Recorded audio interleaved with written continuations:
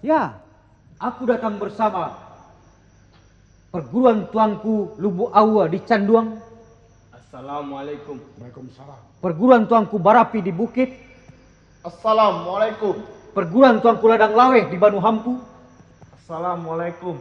Perguruan tuanku Padang Lua. Assalamualaikum. Perguruan tuanku Galuang di Sungai Pua. Assalamualaikum. Perguruan tuanku Biaro. Assalamualaikum. Dan perguruan tuanku Kapau. Assalamualaikum. Oh, 8 perguruan yang mencanangkan kebenaran. Ya, yang dijuluki orang harimau nan salapan, nan renceh. Begitu mengerikan nama itu. Tapi, ya,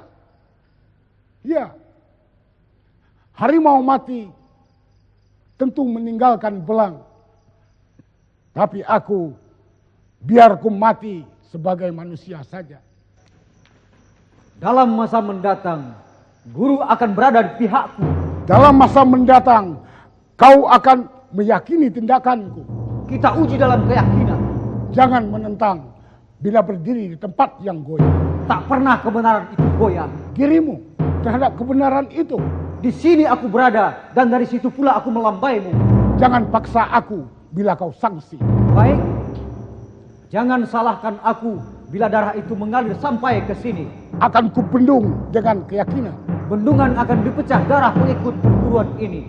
Akan kutahan dengan kewajaran. Kewajaran yang baru nanti akan menumpahkan lagi. Dan renceh, jangan mudahi perguruan ini.